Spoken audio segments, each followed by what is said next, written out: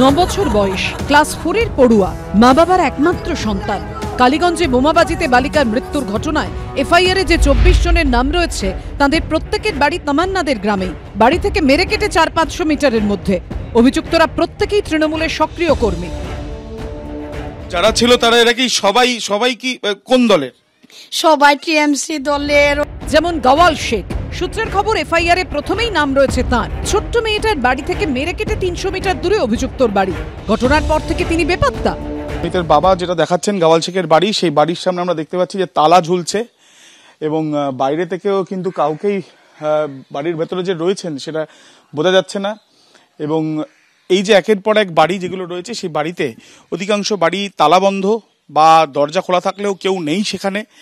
এবং এই যে যাদের নামে অভিযোগ হয়েছে তাদের মধ্যে অন্যতম তাদের এই যে বাড়ি, যেখানে ইতিমধ্যে যাদের খোঁজ করা হচ্ছে তাদের মধ্যে অন্যতম এই গাওয়াল শেখ। এই বাড়িটা কার?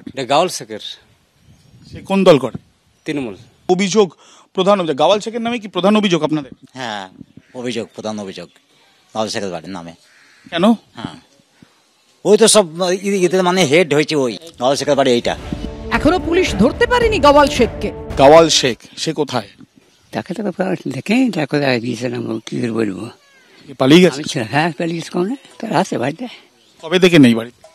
ওই যেদিন কোনো সেদিন থেকেই নেই। খোঁজ নেই এফআইআরে নাম থাকা আরো একাধিক অভিযুক্ত। হাবিবুল শেখ? হ্যাঁ, সেটাও নেই। বিমল শেখ? সেও নেই। এফআইআরে নাম থাকা আরেক অভিযুক্ত ফকর শেখ সোমবারের খুনের পর কোথায় বলতে পারছেন না তার মা। ঘটনাস্থল থেকে প্রায় 450 মিটার দূরত্বে যেখানে আমরা দাঁড়িয়ে আছি ফকর শেখের বাড়ি। তার পরিবারের সদস্যরা যেটা জানাচ্ছেন যে ঘটনার পর থেকেই বাড়িতে ফকর শেখকে দেখতে পাচ্ছেন না।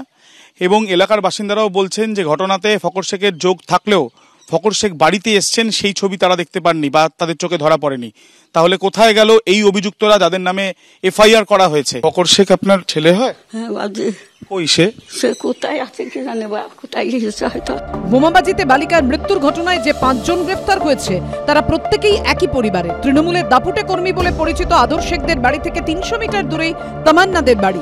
বাড়ির ওপর পতপত করে উঠছে তৃণমূলের পতাকা।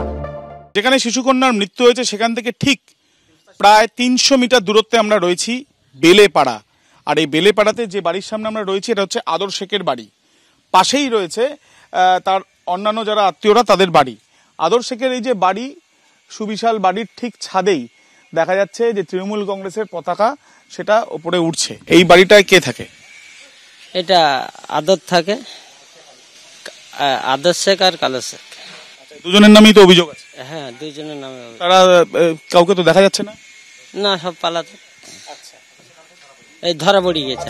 আরেক অভিযুক্ত আনোয়ার শেখের বাড়িতেও পৌঁছেছিলাম আমরা এখন দাঁড়িয়ে আছি ধৃত আনোয়ার শেখের বাড়ির সামনে। শারিফুল শেখ তার ছেলে, তাকে আজকেই গ্রেপ্তার করা হয়েছে পুলিশের তরফে। এই বাড়ির সামনে আসলেও বাড়ির গেট খোলা অবস্থায় রয়েছে এবং আমরা দেখার চেষ্টা করব যে বাড়িতে অন্য কোনো সদস্য আছেন কিনা। কেউ আছেন কি বাড়িতে? কেউ আছেন?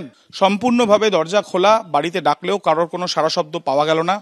এবং এই আনোয়ার শেখ এবং তার ছেলে ওতপ্রোতভাবে এই ঘটনার সঙ্গে জড়িত বলে অভিযোগ তুলেছেন পরিবারের সদস্যরা। ছোট্ট তামান্নার খুনে অভিযুক্ত পাড়া প্রতিবেশীরাই। একচ্ছত্র রাজনৈতিক আধিপত্য, রাজনৈতিক দখলদারি যে কি ভয়ঙ্কর, প্রাণ দিয়ে তা আরও একবার প্রমাণ করে গেল 9 বছরের তামান্না। আবির দত্তর রিপোর্ট, এবিপি আনন্দ, নদিয়া।